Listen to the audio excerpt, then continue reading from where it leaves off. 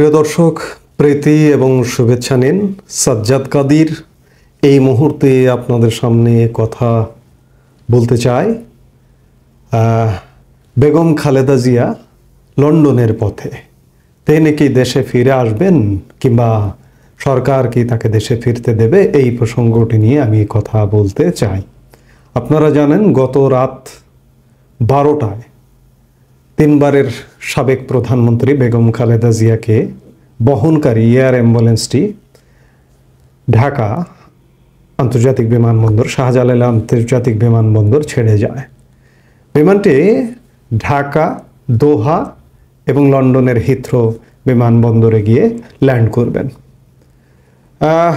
বেগম খালেদা জিয়ার বিদেশ যাওয়াটা আসলে এই মুহূর্তে বা কোন সময়, যে সময় রাজনৈতিক সংকট, রাজনৈতিক টালমাটাল অবস্থা, ঠিক সেই সময়টিতে বেগম খালেদা জিয়া দীর্ঘদিন ধরেই বিদেশ যেতে চাইছিলেন। আওয়ামী লীগ সরকারের আমল থেকেই যেতে চাইছিলেন, কিন্তু তার বিরুদ্ধে সাজা থাকায় আওয়ামী লীগ সরকার তাকে যেতে দেননি।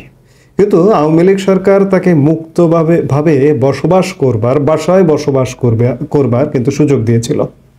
সাজা স্থগিত করে তার নিজ বাসায় অবস্থান করবার সুযোগ দিয়েছিল। আওয়ামী লীগ সরকারের পতন হয়ে গেল। পতন হবার পর 5 অগাস্ট পরবর্তী সময়ে, আজকে যে মুহূর্তে কথা বলছি, এইরকমই 8 অগাস্ট একটি নতুন সরকার গঠিত হলো। সরকার গঠিত হবার সাথে সাথেই বেগম খালেদা জিয়ার সাজাগুলো মওকুফ হয়ে গেল এবং তিনি মুক্ত মানুষ। তিনি তখনই চাইলে বিদেশ যেতে পারতেন, যেহেতু চিকিৎসার জরুরি অবস্থা ছিল। সেই জায়গায় তিনি যাননি, কিংবা যাননি হয়তো কারণ এটি হতে পারে যে তার ফিটনেস কতটুকু। তিনি যদি যুক্তরাজ্যেই যান, সেই যুক্তরাজ্যের জার্নিটা, বিমান জার্নিটাই যদি বলেন, তাহলেও সেটিও 12-14 ঘন্টার কম না, যদি ওয়ান স্টপ ফ্লাইটে যায়। আপনি একবার চিন্তা করুন, তার বাসা গুলশানের ফিরোজা থেকে বিমানবন্দরে যেতেই 3 ঘন্টা লেগেছে। তো কাজেই তার আসলে ফিটনেস হয়তো ছিল না, কিংবা নানা কারণ, আর রাজনৈতিক টালমাটালের কারণেও হয়তো মনে করেননি যে তিনি বিদেশ যাবেন বা বিদেশ যাওয়া উচিত। কিন্তু নিশ্চয়ই তার শারীরিক অবস্থা এক্সট্রিম লেভেলে চলে গেছে বলেই আজকে তাকে বিদেশ যেতেই হলো। তিনি কোন সময় বিদেশ গেলেন? যে সময় যে একটি মাইনাস শব্দের সব শোনা যাচ্ছে চারপাশে, এবং মাইনাস তো আছেই। যেমন আওয়ামী লীগ ইতিমধ্যেই মাইনাস, আওয়ামী লীগের কোনো কার্যক্রম দৃশ্যমান নয়। সেই জায়গায় আওয়ামী লীগের একটি প্রধান রাজনৈতিক দল এবং সর্বশেষ ক্ষমতাসীন দল, পতিত দল, এখন প্রধান রাজনৈতিক দল আছে বিএনপি। এই বিএনপিকেও যদি মাইনাস করে দেওয়া যায়, তাহলে মাঠে বা বাংলাদেশে রাজনীতি করবে কে, কিংবা দেশ শাসন করবে কে? দেশ শাসন করবার মতো কার্যত আসলে সেই অর্থে অন্য কোনো রাজনৈতিক দল নেই। কারণ অন্য যেগুলো, সেগুলো হচ্ছে সব ছোট ছোট রাজনৈতিক দল। যে সময় মাইনাস শব্দও পাওয়া যাচ্ছে, আওয়ামী লীগ মাইনাস, বিএনপিকেও মাইনাস করা হবে, ঠিক এমন সময় বেগম খালেদা জিয়া চিকিৎসার্থে বিদেশ চলে গেলেন। জনমনে, রাজনৈতিক মহলে প্রশ্ন আসছে যে বেগম খালেদা জিয়া কি দেশে ফিরতে পারবেন, কিংবা বর্তমানে যারা শাসন ক্ষমতায় আছেন তারা কি ফিরতে দেবেন, এবং শাসন ক্ষমতার পেছনে নেপথ্য শক্তি যারা, তারা কি ফিরতে দেবেন? এমন প্রশ্ন কিন্তু, এমন সন্দেহ, সংশয় কিন্তু রাজনীতির মাঠে চালু আছে। কারণ হচ্ছে, আমরা যেটি দেখলাম যে বিএনপিকেও মাইনাস করার যে নানা রকম চেষ্টা চলছে, সেটি আমরা দেখছি। বিশেষ করে একটি ইসলামী রাজনৈতিক দল জামাতে ইসলামী বিএনপিকে ডাইরেক্ট আক্রমণ করছে, কিংবা এই যে ছাত্র সমন্বয়করা যারা এই যে জুলাই আন্দোলন করেছে, সেই আন্দোলনের যারা হোতা, তারাও বিএনপিকে লক্ষ্য করে নানা রকম কথা বলেছে। আমরা ইতিমধ্যে তাদের কথা শুনেছি যে এক চাঁদাবাজ চলে গেছে, আর এক চাঁদাবাজকে আমরা ক্ষমতায় আনতে চাই না। এক স্বৈরাচার চলে গেছে, আর এক স্বৈরাচারকে আমরা ক্ষমতায় আনতে চাই না, এমন কথাও আমরা শুনেছি। ঠিক সেই সময় বেগম খালেদা জিয়াকে বিদেশ যেতে হলো, কিংবা তিনি বিদেশ গেলেন। এবং আরেকটি বিষয় যেটি লক্ষণীয়, যে আওয়ামী লীগ সরকার পতন হয়েছে। এই পতন হবার পরে বিএনপির আরেকজন অন্যতম প্রধান নেতা, ভারপ্রাপ্ত চেয়ারম্যান, তিনি ৬ষ্ঠ মাসে পড়ে গেছি আমরা আওয়ামী লীগ সরকার পতনের, আজও পর্যন্ত কিন্তু তিনি দেশে ফিরতে পারেননি। কেন? আইনি জটিলতায়। তার বিরুদ্ধে অনেকগুলো মামলা ছিল, প্রায় ৮৪-১০০ কাছাকাছি মামলা ছিল, প্রায় অর্ধেক মামলায় তিনি খালাস পেয়েছেন। গুরুতর মামলা থেকেও, যেমন ২১শে আগস্টের মতো গুরুতর গ্রেনেড হামলা মামলায় তার যাবজ্জীবন কারাদণ্ড ছিল, তিনি সেই মামলা থেকেও খালাস পেয়েছেন। সেটি কিছুদিন আগের কথা। কিন্তু আমরা সাম্প্রতিক সময়ে দেখলাম কি, ঠুনকো চাঁদাবাজির মামলা, তারেক রহমান নাকি চাঁদাবাজি করেছেন এমন অভিযোগে সেনা সমর্থিত তত্ত্বাবধায়ক সরকারের আমলে ২০০৭ সালে ৮ সালে তারেক রহমানের বিরুদ্ধে বেশ কয়েকটি চাঁদাবাজি মামলা হয়েছিল, 4টি চাঁদাবাজি মামলা। সেই চাঁদাবাজি মামলা থেকে হাইকোর্ট অব্যাহতি দিয়েছিল। অব্যাহতি দেবার পরেও রাষ্ট্রপক্ষ আকস্মিকভাবে হঠাৎ করে তারেক রহমানের এই মামলাগুলো হাইকোর্টের রায়ের বিরুদ্ধে লিভ টু আপিল করেছে আপিল বিভাগে, অর্থাৎ আপিলের অনুমতি প্রার্থনা করেছে। যদিও আপিল বিভাগ সেটি খারিজ করে দিয়েছে, কিন্তু এই জায়গায় প্রশ্ন আসে যে একটা ঠুনকো চাঁদাবাজি মামলা, তারেক রহমানের মতো মানুষ, যিনি সাবেক সেনাপ্রধানের পুত্র, সাবেক রাষ্ট্রপতির পুত্র, সাবেক প্রধানমন্ত্রীর পুত্র এবং প্রধান রাজনৈতিক দল বিএনপির প্রধান নেতা, ভারপ্রাপ্ত চেয়ারম্যান, তিনি চাঁদাবাজি করেছেন, এমন মামলার বিরুদ্ধে লিভ টু আপিল করেছে রাষ্ট্রপক্ষ।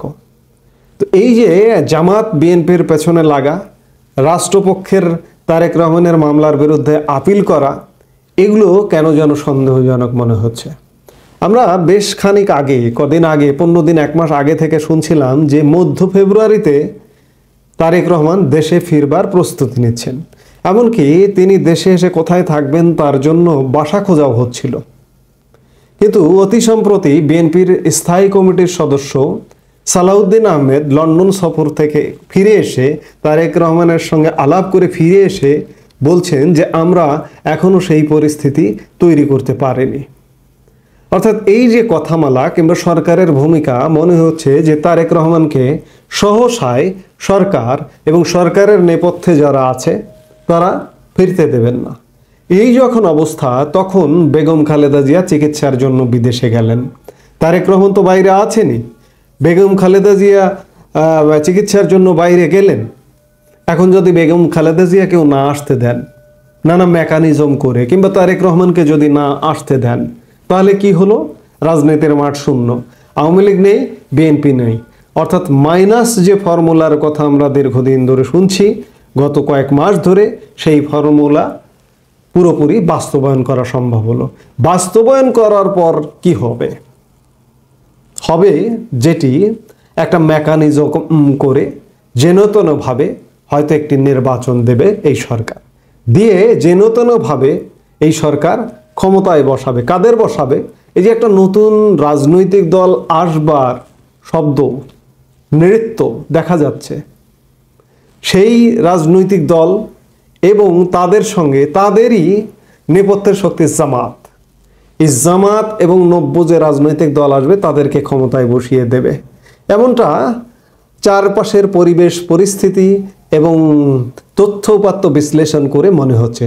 তো সেই জায়গায় খালেদা জিয়া যদি আর দেশে না ফিরতে পারেন বা ফিরে না আসেন, তারেক রহমান যদি না ফিরে আসেন বা ফিরতে না দেন এই সরকার, তাহলে কিন্তু অবাক হবার কিছু থাকবে না।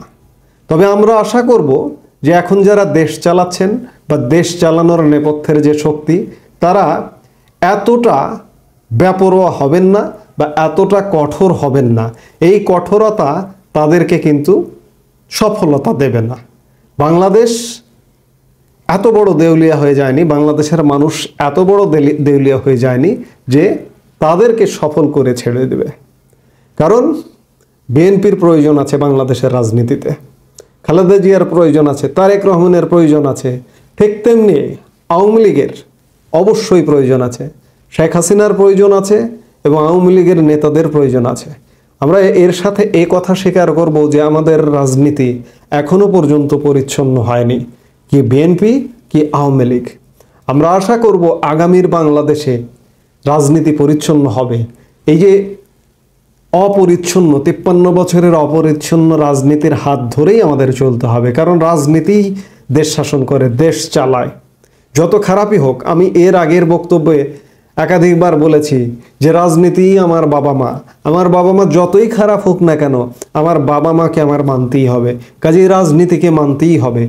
সেনাপ্রধান কদিন আগে এক সাক্ষাৎকারে বলেছিলেন যে রাজনীতির বিকল্প রাজনীতিই হতে পারে, রাজনীতিবিদের বিকল্প রাজনীতিবিদই হতে পারে, সেটি আওয়ামী লীগ হতে পারে, বিএনপি হতে পারে।